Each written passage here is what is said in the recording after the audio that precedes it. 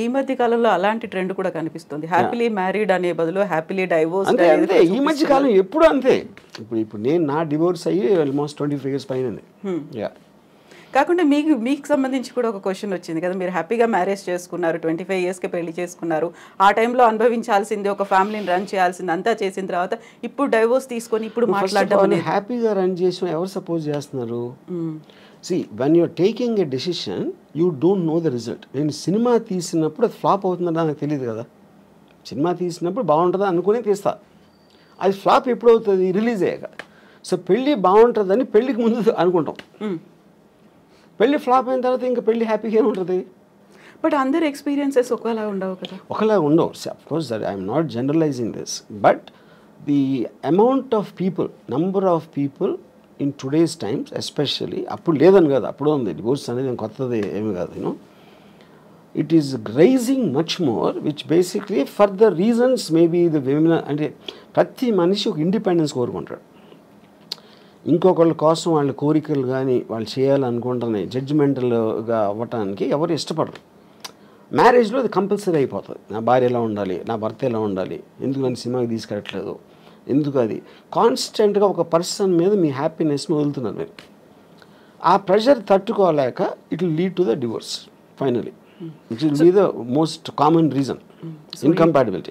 Divorce అనేది arranged మ్యారేజ్లో కనిపిస్తుందా, love మ్యారేజ్లో? Love మ్యారేజ్లో ఎక్కువ అవటానికి ఛాన్స్ ఉంది. దానికి కారణం ఏంటంటే లవ్లో ఎక్స్పెక్టేషన్స్ ఎక్కువ ఉంటాయి. ఇప్పుడు పెళ్ళికి ముందు నువ్వు లేకపోతే నేను బతకలేను, నువ్వే నా జీవితం, ఇలాంటి డైలాగ్స్ అన్నీ వాడతాడు.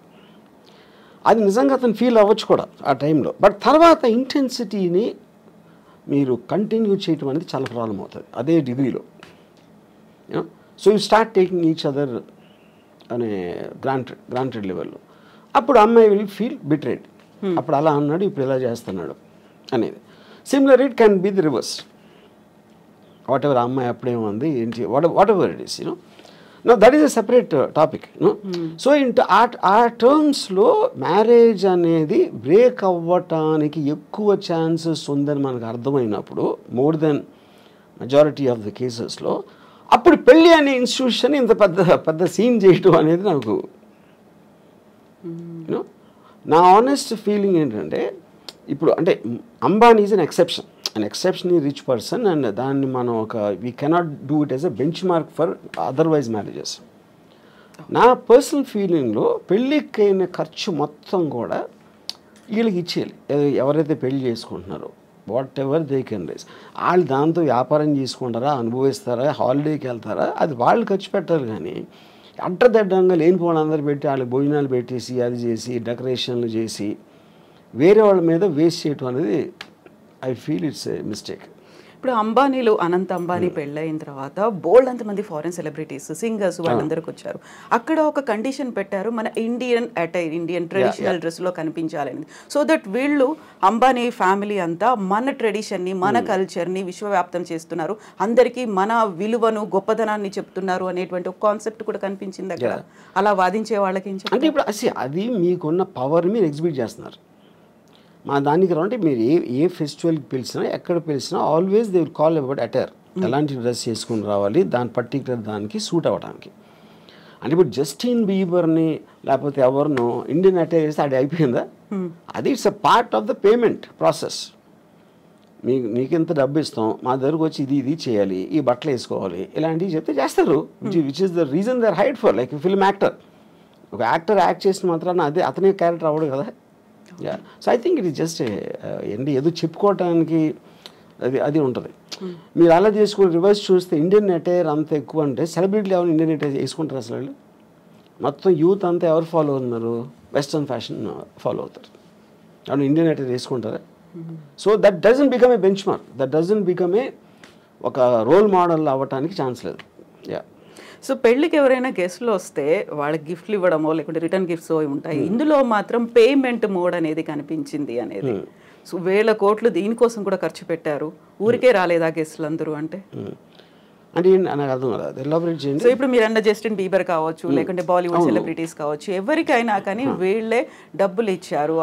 అంటే that is a very usual thing. అది నాట్ అబౌట్ అంబానీస్ మ్యారేజ్. మీరు ఏ పెళ్ళిళ్ళకి బర్త్డే పార్టీలకి లేకపోతే ఈవెంట్స్కి మీరు సెలబ్రిటీని పిలిచినప్పుడు you will have to pay money. అది బిజినెస్ కదా. For example Sunny Leone charges 25 lakhs to ఒక బర్త్డే పార్టీకి అటెండ్ అవ్వడానికి తను 25 lakhs తీసుకుంటుంది.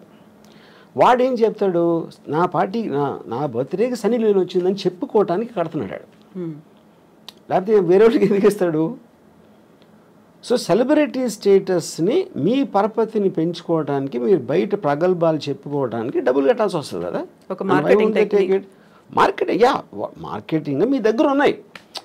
ఇప్పుడు 5,000 కోట్లు చాలా ఎక్కువ డబ్బు అనిపిస్తుంది, కానీ 50 లక్షల కోట్లు ఉంటే 5,000 ఏంటి చిల్లర అది. అప్పుడు వాళ్ళ తాహతు బట్టి ఖర్చు పెడతారు. ఇప్పుడు మామూలు చాలా మందికి తాహతు ఉండకపోవచ్చు, అలా అప్పులు చేసి ఖర్చు పెడతారు. ఎందుకు ఖర్చు పెడతారు? అది లేకపోతే సమాజం సరిగ్గా చూడదేమో, మా పిల్లలేమో మా పెళ్ళి కూడా చేయలేకపోయేవా అని అంటారని ఆ ప్రెషర్ తోటి ఖర్చు పెడతారు. ఆర్జీవి గారికి ఇన్విటేషన్ వచ్చిందా? అమ్మాని దానిక రాలేదు. నేను అసలు నాకు ఏ పెళ్ళికి నాకు ఇన్విటేషన్ రాదు, ఎందుకంటే నేను అసలు పెళ్ళికి వెళ్ళాలని అందరికీ తెలుసు. బట్ గతంలో ఒక ఇంటర్వ్యూ చూసాను, అంబానీలు అంటే ఆ గౌరవం, వాళ్ళ లైఫ్ స్టైల్ కావచ్చు, లేకుంటే వాళ్ళు మార్కెట్ చేసే పద్ధతి, వాళ్ళు ఎంప్లాయ్మెంట్ ఇవ్వడము అనేది, సో అదే ఆరాధన అదే కంటిన్యూ అవుతుందా ఇప్పటికి కూడా? ఏది ఎవరికి? ఆర్జీవి గారికి. అంబానీ అంటే ఎనీబడి హూ సక్సెస్ఫుల్ నేను ఆరాధిస్తానండి. అంటే ఏ ఫీల్డ్ అయినా సరే, including whatever Ambani does, you know. So నేను చాలాసార్లు చెప్పింది ఏంటంటే, డబ్బులు సంపాదించినోడు is a better person than డబ్బు లేనోడు కన్నా. అంతేగాని పేదవాళ్ళు అని నేను అనుకోను. పేదవాళ్ళు failures, rich people successful people. Any దాంట్లో సక్సెస్ అయినప్పుడు వాళ్ళని we have to look at them from a low angle. Same thing continue అవుతుంది. సో ఇప్పుడు పెళ్ళి, ఆ తర్వాత విడాకులు, వీటన్నిటి గురించి మాట్లాడుకున్నప్పుడు గతంలో మీరు ఒక ట్వీట్ చేశారు, రీమ్యారేజ్కి సంబంధించి. ఒకసారి బయటపడ్డ తర్వాత మళ్ళీ దాన్ని సెలబ్రేట్ చేసుకోకుండా ఎందుకు పెళ్లి చేసుకొని అవసరం వచ్చింది, బుద్ధి లేదా అన్నట్టుగా మీరు ప్రశ్నించారు. I don't know the exact tweet, నేనేం పెట్టాను, నా కాంటెక్స్ట్ నాకు తెలీదు. కానీ ద పాయింట్ ఈస్, మీరు ఒకసారి తప్పు చేసి మళ్ళీ చేస్తారనుకుంటే మీ కర్మ అన్నట్టు ఏదో పెట్టుంటుంది. I'm not sure. కానీ ఇంకోటి ఏంటంటే, ఆబ్వియస్లీ మీకు సెకండ్ మ్యారేజ్ అంటే పర్సన్ మారుతారు కదా. పర్సన్ మారినప్పుడు ఈసారి బాగానే ఉంటుందేమో అని మళ్ళీ చేసుకుంటారు, మళ్ళీ ఏదవుతుంది.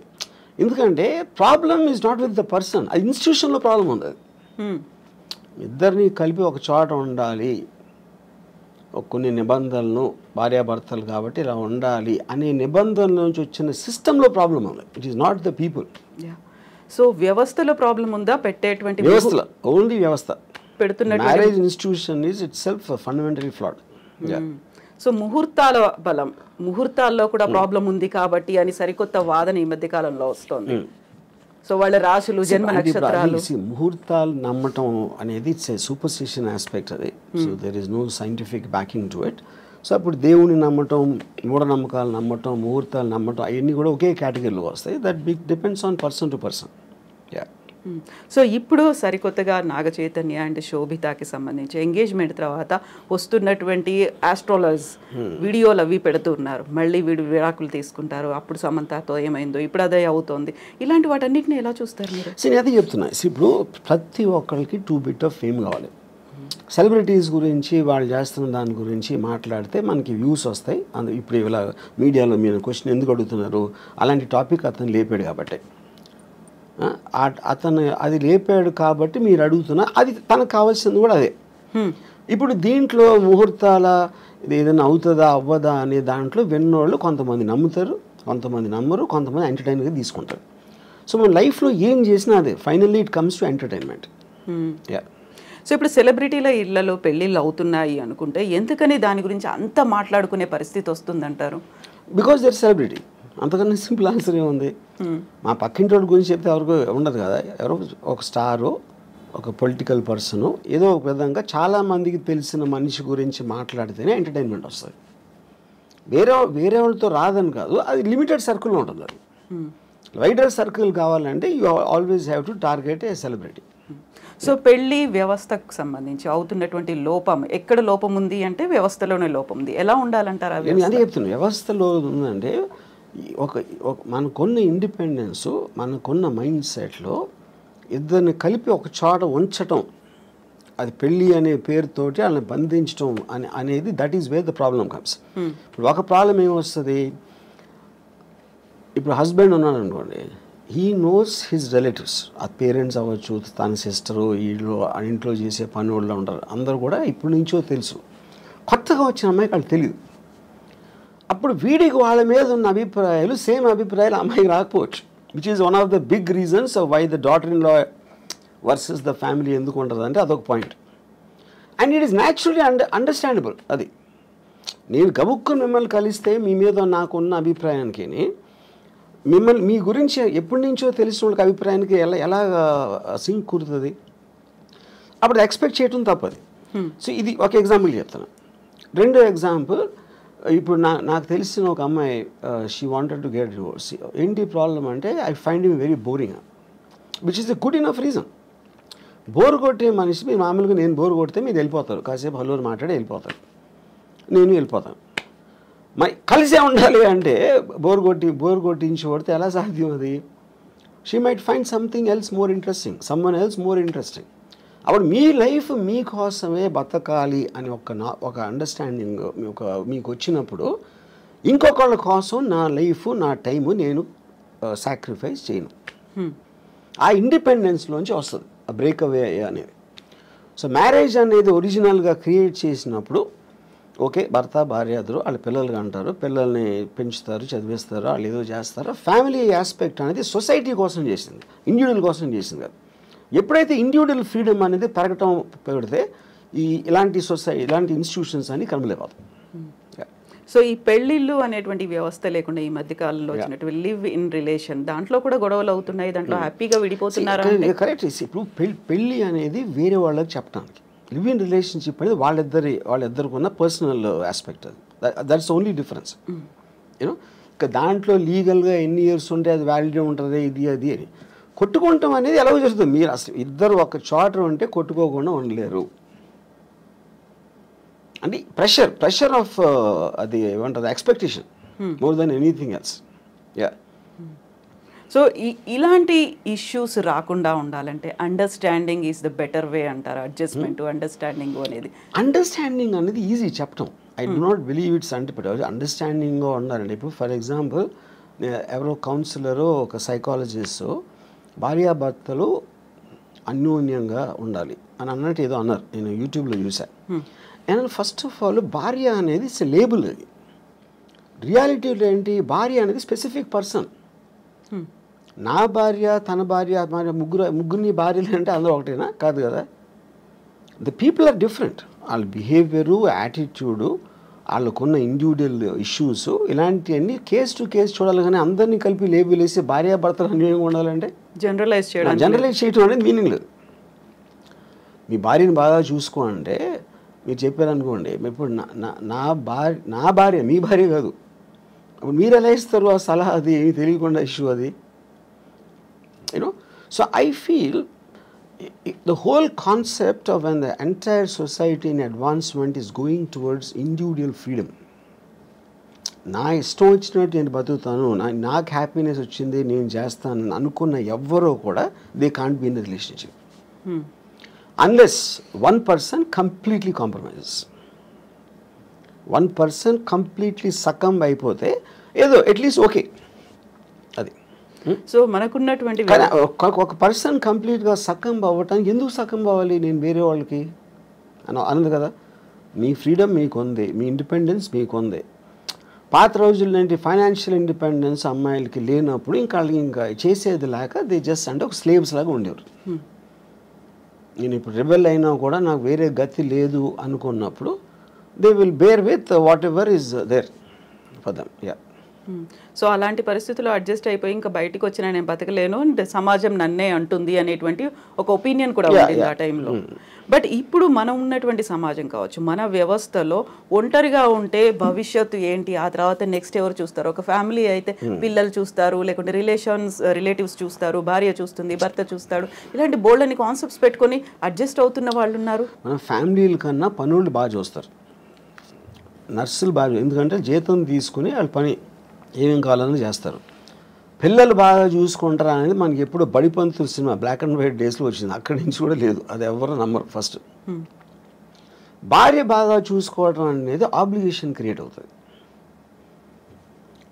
నేనే అన్నీ చూసుకుంటున్నాను, మీకు ఇన్నాళ్ళకైనా నా వాల్యూ తెలిసిందా అని నష్టపెట్టి చంపేస్తారు. అప్పుడు ఆ గిల్ట్ ఫీలింగ్ చచ్చిపోతాడు. అసలు అతనికి వచ్చిన వేరే జాబ్ అయితే ఇలాంటి ఆస్పెక్ట్లో. I'm just taking it a little jocular. But నా పాయింట్ ఏంటంటే, నేను ముసలోడిని అయినప్పుడు నాకు చూసుకోవటానికి ఎవరో ఒకళ్ళు ఉంటారా అనే రీజన్ తోటి భూమి మీద ఎవడో పెళ్లి చేసుకోడు. ఆ రీజన్ తోటి ఏదో ఎప్పుడు 20, 30, 40 సంవత్సరాల తర్వాత వచ్చే ప్రాబ్లమ్ని దృష్టిలో పెట్టుకుని. ఇప్పుడు ఫ్యామిలీ అంటే ఫ్యామిలీలోనే చాలాసార్లు గొడవలు అవుతాయి, బ్రదర్స్ మధ్యన ఉంటాయి. మనం చెప్పుకొని అనిల్ అంబానీ ధీరుభాయ్ అంబానీ కొట్టుకుని చచ్చిపోయాడు. అప్పుడు ఇంక ఫ్యామిలీ ఏంటి మీనింగ్? ఫ్యామిలీలోనే అసలు మీకు మ్యాక్సిమం ప్రాబ్లమ్స్ ఉండేది ఫ్యామిలీ వల్ల, బయట ఉన్న వల్ల ఉండదు. ఫ్యామిలీ వల్ల ఎందుకు ఉంటుందంటే మీకు బాగా తెలుసు అక్కడి నుంచి బిట్రేలు వస్తే మీరు తట్టుకోలేరు, దాని నుంచి ఈ పక్కన మా మదర్ వీళ్ళందరూ సర్ది చెప్పడానికి మొత్తం అన్నీ జరుగుతాయి. అందరు ఫ్యామిలీస్ ఉంటాయి కదా.